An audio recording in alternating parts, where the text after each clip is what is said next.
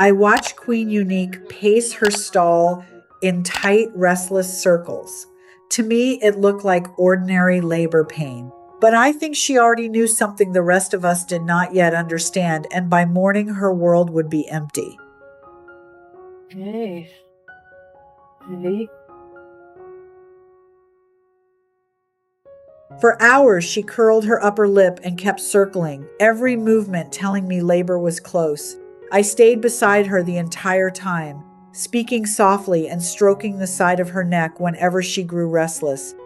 I wanted my voice and my touch to reassure her through every difficult moment. The delivery was exhausting, pushing her body to its limits, but the greatest pain came only after it was over. She was looking for a foal that would not come.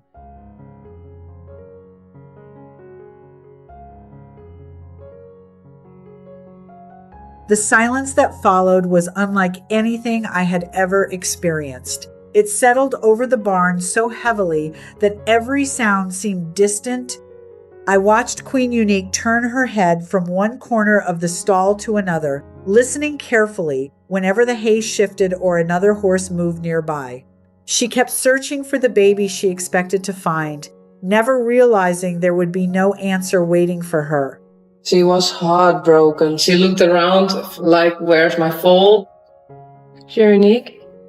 So I wanted to calm her down by scratching her. Her ears remained forward, alert and hopeful, as though she believed the next tiny sound would bring her foal back. I could not change what had happened. All I could do was stay with her. I gently scratched the base of her mane, the same place horses groom each other when they offer comfort and reassurance. It was the only way I knew to tell her she did not have to face her sorrow by herself.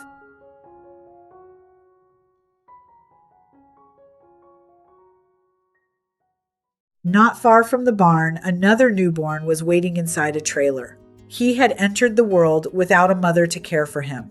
As I thought about him, an idea slowly began to form. Queen Unique still had milk, and even more importantly, she still carried all the love she had been ready to give her own baby. Perhaps that love did not have to disappear. Perhaps this lonely little foal needed her just as much as she needed someone to care for.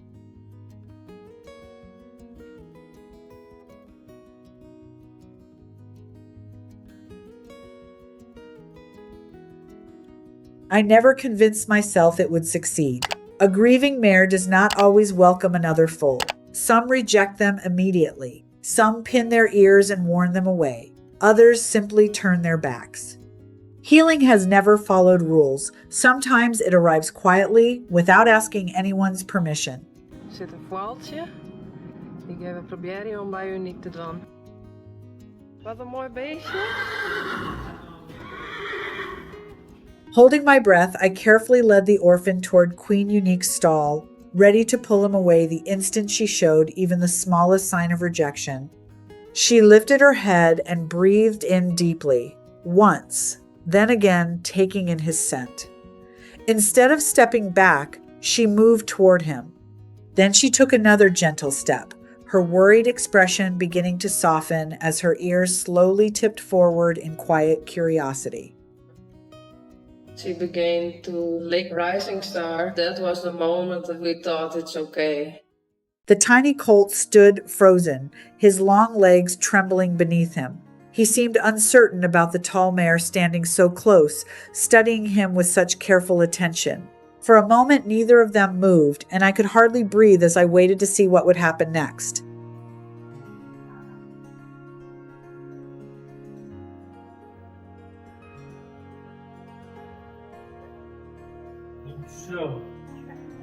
Then Queen Unique lowered her head until it rested near his shoulder.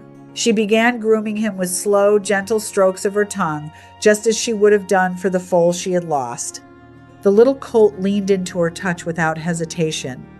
His shaky legs wobbled slightly, but he stayed right where he was, accepting the comfort she offered as though he had been waiting for it all along.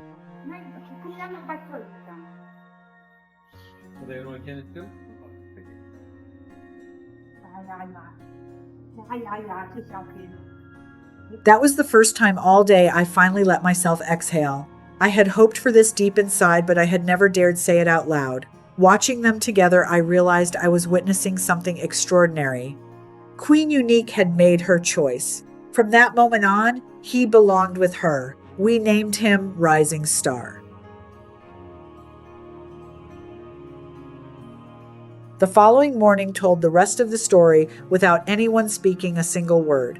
When I stepped into the barn, Queen Unique was standing over Rising Star, placing herself between him and the doorway. Every part of her posture reflected the quiet confidence of a mother protecting her baby. She watched everything around them, never letting him drift far from her attention.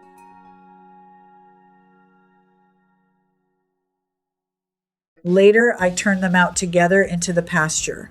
Rising Star burst into the open field exactly the way healthy young foals do, racing through the grass with clumsy legs, sudden turns, and endless excitement. Queen Unique never rushed after him or tried to stop his playful adventures. Instead, she stayed close enough to keep him within sight, following at an easy pace with calm, patient confidence.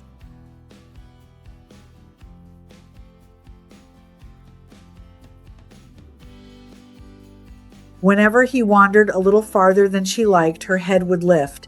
If he drifted near the fence, she quietly shortened the distance between them until he was safely back where she could watch over him. She never needed to force him. She simply remained nearby, always present, always protecting him.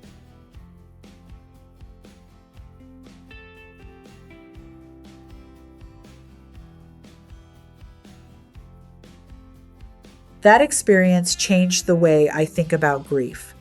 I have learned that sorrow and love do not always replace one another. Sometimes they exist side by side, creating space for hope to grow where heartbreak once lived.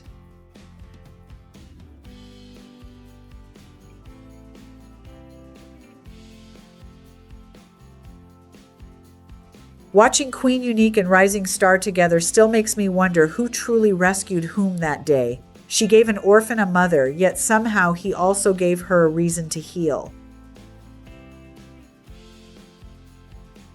Saving an animal can change its world, but when watching Queen Unique and Rising Star, I often wonder who really saved whom that day. What do you think about this? I'd love to share your thoughts in the comments.